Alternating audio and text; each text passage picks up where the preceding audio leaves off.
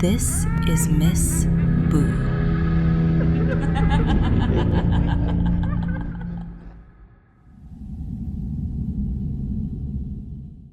I poisoned my husband and left him for the hunters. It didn't happen in a moment. It wasn't rage. It wasn't even sudden. It was something that built slowly, day after day, until it felt like the only logical outcome. April, where's my breakfast? It was always the same. Every morning, the same tone, the same entitlement, like I wasn't a person anymore, just something that existed to keep him alive. Jack wasn't always like this. He used to be decent. Or maybe I just wanted to believe he was. Then he lost his job, and whatever was underneath finally came out. And when the world fell apart, so did we. I put the plate of eggs and bacon in front of him. He started eating immediately. No thank you. There never was. I'm going out, he said. Make sure this place is cleaned when I get back. I watched him leave, locked the shelter behind him, checked every bolt twice. Not to keep danger out, to keep myself in. The world outside didn't belong to us anymore. It belonged to the roamers, slow, endless, and the hunters, worse than anything out there. Men who stopped being human the moment the rules disappeared. Jack understood that, but he never understood me. I cleaned. I washed the blood from his clothes. There was a lot of it this time. He said it was a close call. It always was. I sat in the dark and waited for him to come back, like I always did. When he returned, I asked how it went. Hunters, he said, at least 20 of them. I remember thinking how strange it was, that he sounded almost proud. A few days later, he came back angry, really angry, said he found a stash, said it should have been his. I tried to calm him down. That's when he hit me. He had never hit me before. I touched my face, felt the pain, and something inside me just went still again. That night, I told him he needed backup, told him I could help, watch his back, signal danger. He hesitated, but he agreed. That was the moment everything was decided. A week later, we went outside together. It was the first time I'd seen the world in months. Everything looked familiar and completely wrong at the same time.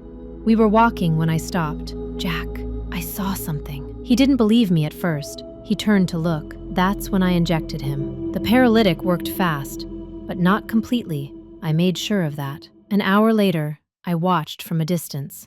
I watched him wake up. I watched him try to speak and realize he couldn't. I watched him try to move and realize he couldn't run. And then I watched the hunters find him.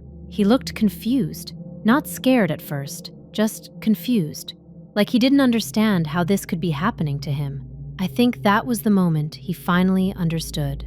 It's not easy surviving alone in this world. But as I watched him disappear, I realized something. Sometimes, alone is better.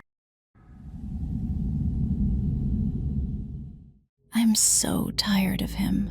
The thought hit me as my hands shook under the running tap. Downstairs, another plate shattered against the kitchen floor. He wasn't even angry anymore when he did things like that. Sometimes I think he just liked knowing I'd flinch the second I heard something break. I stood there staring at the bath while steam climbed across the mirror. My chest felt tight and hollow at the same time. I couldn't remember the last time I'd walked through this house without feeling nervous about the sound of his footsteps. Another crash echoed downstairs. I closed my eyes and stepped into the water. It was painfully hot, hot enough to sting immediately, but I welcomed it, because the burning gave me something else to focus on besides the constant anxiety living inside my chest. I lowered myself slowly until the water covered my shoulders and the sharp heat softened into a dull ache. That's when I felt the raw skin along my arm, the bruises he always swore he didn't mean.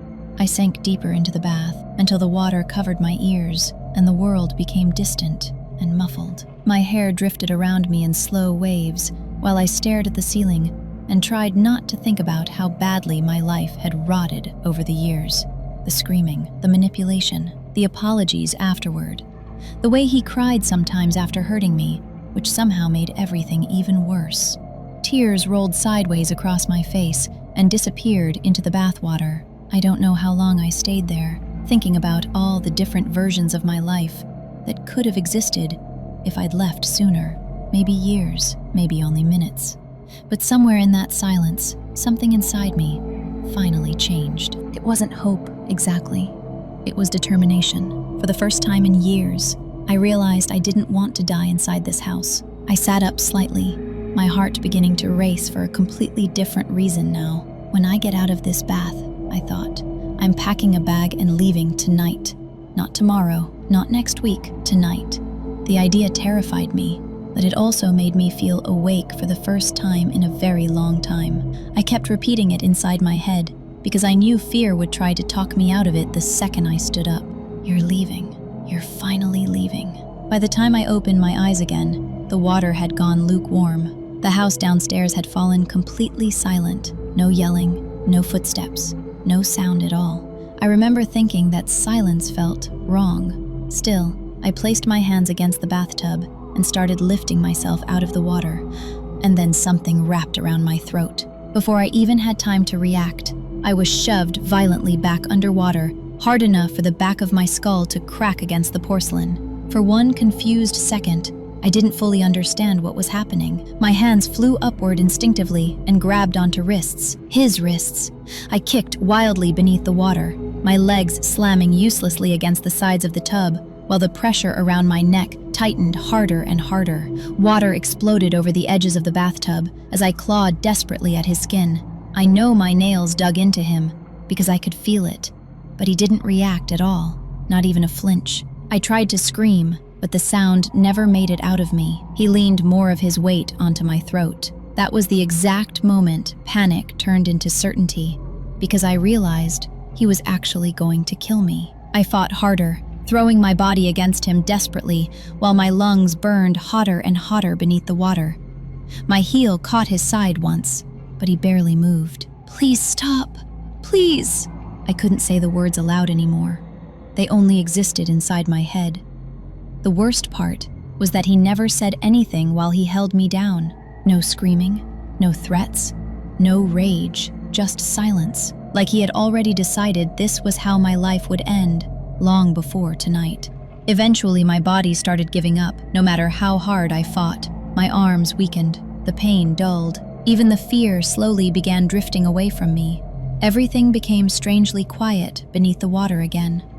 My hair floated weightlessly around my face, moving gently with the current, while strands wrapped loosely around his wrists. The last few bubbles escaped my mouth and crawled slowly toward the surface. For one horrible moment, it almost looked beautiful. I opened my eyes one last time. Through the blur of water and tears, I saw him staring down at me, and I realized I didn't recognize him anymore. He wasn't the man who used to hold my hand in parking lots. He wasn't the man who kissed me on our wedding day. He wasn't the man I once begged to come home to me. Whoever stood above me now was a stranger wearing his face, and as the last of my breath left my body, I watched that stranger become my murderer. I used to make fun of my ex for believing in crystals, and honestly, that's the part I keep thinking about now more than anything else. Not the screaming matches after the breakup, not the fake accounts she used to contact me afterward, not even the things that started happening in my apartment later. Just the way I used to laugh at her. Her room looked like the inside of some weird occult shop. Crystals hanging near the windows, tarot cards stacked beside the bed, candles burning constantly, dried flowers tied together with red string. She talked about energy like it was some real force moving through people, and I thought it was ridiculous. We dated for 7 months before I finally ended things. There wasn't even some huge betrayal or dramatic reason behind it. I just got tired of hearing about astrology, spiritual alignment, and how the universe was supposedly sending her signs all the time. The breakup hit her hard, though. At first, it was constant messages and fake accounts pretending to be random people, before suddenly revealing it was her again. Every time I blocked her, she found another way to contact me. Sometimes she begged for me to come back. Sometimes she screamed at me. Toward the end, she started saying weird things, telling me I was going to regret humiliating her, and that she would make me understand. I remember laughing when she said that. Eventually, I started seeing someone else, And when my ex found out, things got even worse for about a week before suddenly stopping completely. No messages, no fake accounts, no calls, nothing. Honestly, I felt relieved. It finally felt like I could breathe again for the first time in months. Then one night, I woke up with this horrible sensation crawling across my skin. At first, I thought there were bugs in my bed, but when I turned the light on and stumbled into the bathroom, I saw hundreds of tiny bleeding pinpricks covering my body. They were perfectly circular, almost like someone had pushed hundreds of tiny needles into my skin while I slept. I stood there staring at myself in the mirror, trying to come up with some logical explanation, when suddenly my wrist started bending backward on its own. Slowly, like invisible fingers were testing the joint before pushing harder. I heard something pop inside my arm, and the pain was so intense I collapsed onto the bathroom floor, screaming. The pressure stopped immediately after that, but I still felt something standing there beside me, watching me. I know how insane that sounds, but after that night, the apartment no longer felt empty. It felt occupied. Over the next few weeks, things kept getting worse. Sometimes I woke up with strange scratches across my chest that looked deliberate.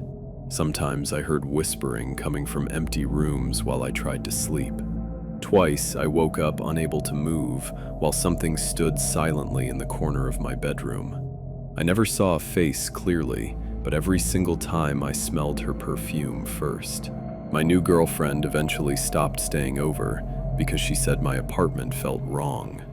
One night she woke me up crying because she swore she saw a woman standing beside the bed, staring at us while we slept. I told her she imagined it, but even after she calmed down, the indentation beside the bed stayed pressed into the carpet, like somebody had actually been standing there for hours.